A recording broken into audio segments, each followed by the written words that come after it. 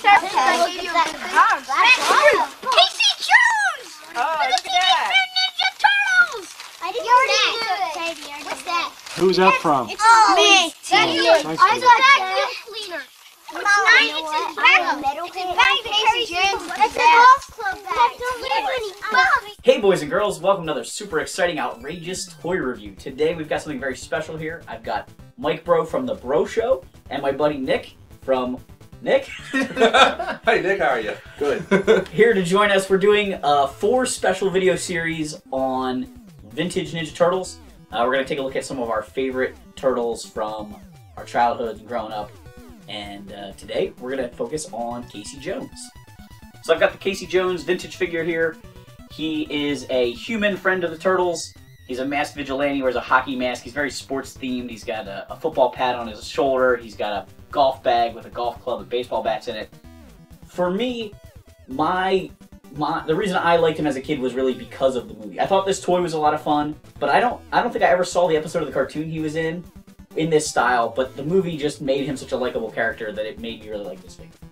Yeah, he was really cool. I liked him when I got him as a kid. It wasn't so much the movie, it was because he had accessories. Like, a ton of accessories. More than anything else, he could carry them too. It wasn't just one thing that you could put in your back with your sword or your one set of katanas or anything. No, it was the fact he had everything. And he had a freaking golf club. The dude could take out people in the head with a long driver there. Come on. He was awesome.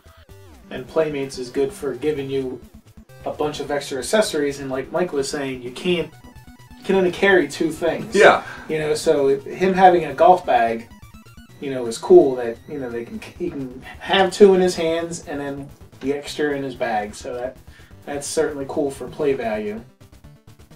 The one thing I really like too is the fact that the head sculpt itself, the mask itself, is very reminiscent of the Eastman and Laird original design, which was unusual in the Turtles cartoon line, essentially, Right. Which I really loved. But I was sad because you can never take it off. So as a kid, I was aware of the Ninja Turtles comic, but never saw it or read it. Like, I knew that it came from a cartoon. So I knew that Casey, that's where the original source of the character came from. But I never saw those comics until they started making, like, the Ninja Turtle Adventures, which was Ninja Turtle comics based on the Ninja Turtle cartoon, pretty much. Yep. So, like I said, my whole character of him was just the movie version. I think I had the toy before I saw the movie, but he became such a favorite figure of mine once I saw the movie and felt like there was a personality. That's one of the things that extra media stuff always helps with kids. Like, some of your favorite G.I. Joe figures are because they appeared in a cartoon and you knew their personality. You just read them in the comic or you read that file card. And Ninja Turtles was really good too with their bios on the backs of the package, making you kind of feel like you knew who the characters were. Right. Well, the fact in the movie too, you gotta understand what a crumpet is to know what cricket is. Thank you. That's my joke for the day. And kind of to stick with the tradition of a lot of the mutant characters, because this is, you know, one of the few humans in the line, he does have a little bit of the gross out factor. It's not off the charts, but he has like worn out holes in his pants. He's got worn out sneakers. Everything looks battle damaged and used, which was kind of a cool thing of the sculpting in this toy line. Except for his abs. He's got the 80s half shirt, like dancer shirt, where you can see his abs. They are much better than our abs here.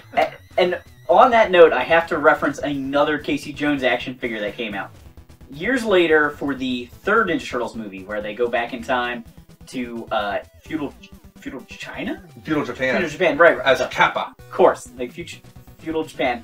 They meet Casey's ancestor. So why this white dude is in ancient Japan, I'm not really sure. Although the villains were all white dudes too. Well, they were selling guns to the Japanese. Right. That's right. Okay, I need to watch the movie again to remember all this. I like the film. These guys don't. I don't know why.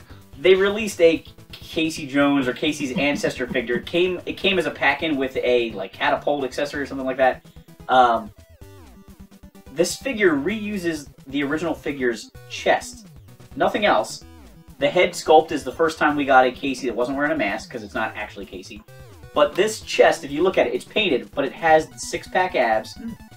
It has the torn sweatshirt. And you can tell that he's got like a hairy chest. But it's painted white. So it's very bizarre. But I'm always intrigued by part reusage in toys. Yeah, like that's just an unusual reuse, and he's very buff in the middle, but everything else is kind of scrawny.